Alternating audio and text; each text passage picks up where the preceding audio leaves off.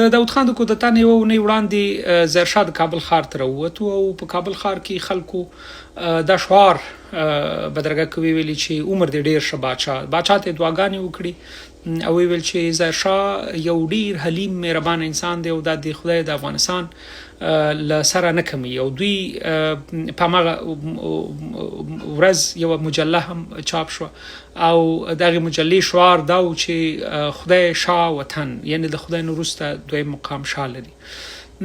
دا ستاینې او شعارونه تر هغه وخته پورې روان و چې داود خان کودتا وکړو. د کودتا په اوله ورځ باندې په کابل کې شعار دا و چې خو شو چې ظاهرشاه باندې کودتا وشو. داود خان یو ډیر عادل یو ډیر د افغانستان پرمختګ ته ژمن او یو نه تکرارېدونکی ولسمشر دی او دا به افغانستان د نړۍ سره سیال کې د داود خان ستاینې بیخي ډېرې زیاتې په افغانستان کې خپرې. له هغه وروسته کله چې خلقیانو پرچمیانو کودتا کوله تقریبا یوه اونۍ وړاندې داود خان زرنګار پارک ته لاړو. په زرنګار پارک کې خلکو ورته د زنده باد نارې ووهلې او ګلونه یې پرې وشیندل او دی یو نه تکرارېدونکی انسان یاد کړ. خو کله چې کودتا وشوه په کابل کې اوازې وې چې خاین داود خان ووژل شو. خو شو چې د شاهي نظام د وروستۍ پاتې شونې هم له منځه لاړل او ټولو د نور محمد ترکی د زنده باد او هورا نارې وکړې. ویلي چې نور محمد ترکی یو ملیګرا انسان دی یو ملي مشر دی او دی یو لوی رهبر دی. د نور محمد ترکی ستاینې تر هغه وخته پورې روانې وي چې کله نور محمد ترکی په مرموز ډول ووژل شو بیا نو په کابل کې اوازه شوه چې دی ډېر بې کفایته انسان او افغانستان یې ګړنګ ته برابر کړی نو ښه دی چې دی ووژل شو. حفیظ الله امین یو ډېر ریښتونی با تدبیره او مدبر انسان معرفي شو. په کابل کې په افغانستان کې به اوازې دا وي چې حفیظ الله امین ډېر مدبر انسان دی د افغانستان په وضعیت پوهیږي افغانستان به د نړۍ سره سیال کی. دا شعارونه تر هغه وخت پورې روان و چې روسان راغلل او کارمل وبخښئ حفیظ الله امین وواژه او کارمل ورسره راغی. بیا نو په همغه ورځ باندې په کابل کې اوازه دا وویلي چې حفیظ الله امین خو د غرب لاسپوڅی و دی خو غربیانو ته جاسوسي کوله او د بابرک کارمل د مدیریت د صلابت د رهبرۍ ستاینې شروع شوې. ټول کابل ټول وطن دغه ستاینو نیولی او تر هغه وخته پورې د کارمل ستاینې روانې وي تر کله چې کارمل ګوښه شو. ډاکټر نجیب واک ته ورسېد. ډاکټر نجیب بیا د سولې اتل و بیا هغه د افغانستان یو دفاع کوونکی و. ډاکټر نجیب یو داسې رهبر و چې افغانستان یې له جنجاله ویستلی شو. خو تر هغه وخته پورې کله چې له حکومته ګوښه شو کله چې ګوښه شو نو په سبا باندې ټولو په ار کې هم اوازه دا وه چې خاین ډاکټر نجیب مجاهدینو ته خپل حکومت وسپاره د استعفا وکړل او افغانستان بدبختۍ ته ورکړ او د اسلام ساتونکي د افغانستان ساتونکي او د خاورې مدافعین بیا جهادي رهبران حکمتیار احمد شاه مسعود استاد سیاف مجددي همدارنګه ځینې نور مزاري او ځینې نور مشران ونومول شول چې دا د اسلام مدافعین دي. دا د اسلام مدافعین تر هغه وخته پورې وکړه چې طالبانو له قنداره سر راپورته کړو. خلکو په ټول افغانستان کې اوازې کړې چې طالبان خو د نجات فرښتې دي دا په سپینه جامه کې راپورته شوي دي او د شر او فساد جرړې وباسي.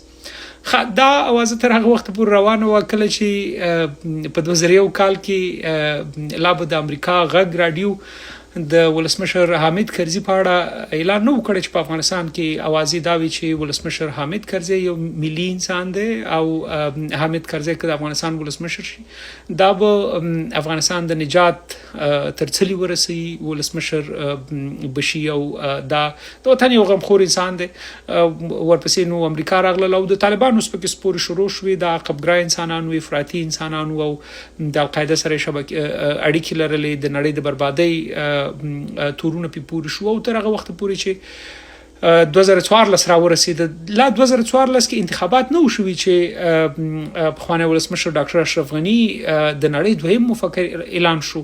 زنده باد ناری به ډاکټر اشرف غنی به هر غونډه ترغه نو ځوانانو به بيخي په مینا کې افراط کوي، احساسات به بيخي ډیر زیاتو. ډاکټر اشرف غنی ولسمشر شو. د ولسمشرۍ په جریان کې ډاکټر اشرف غنی یو له هغو مدبرو ولسمشرانو معرفي کېده چې د افغانستان اوبه مدیریت کوي، د افغانستان سوداګري پراخوي، د افغانستان لارې خلاصي او په لوی کې د احترام کچه تر دې اندازې و چې بابا ورته ویل کېدل.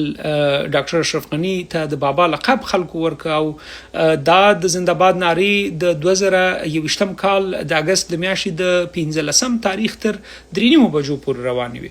تر 3 بجو پورې رسنۍ سوشل میډیا ټولې په همدې کې د ولسمشر ډاکټر اشرف غنی ستاینې وي.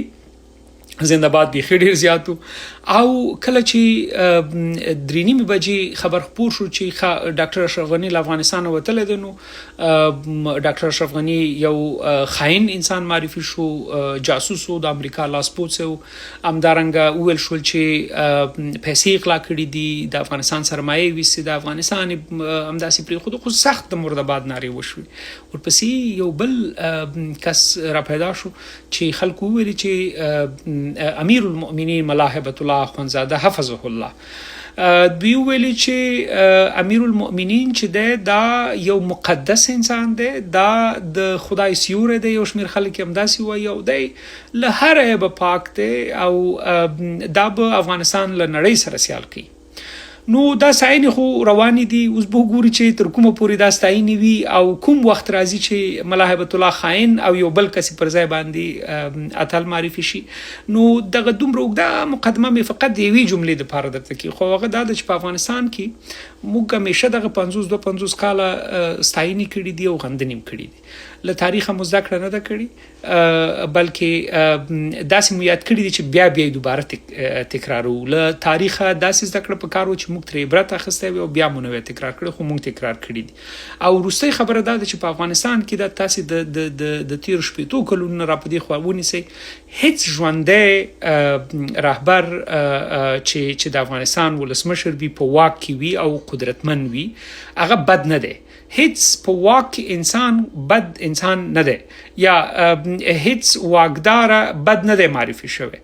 ټول بیواکه بد معرفي شوی دي. نو په واکدارو کې بد انسان نو او په بیواکو کې ښه انسان نو. نو اوس چې څوک بیواکه دي هغه که نه یادېږي بد یادېږي، نو دا خبره معلومه ده چې افغانان ژوندي بد نه لري او مړه ښه نه لري.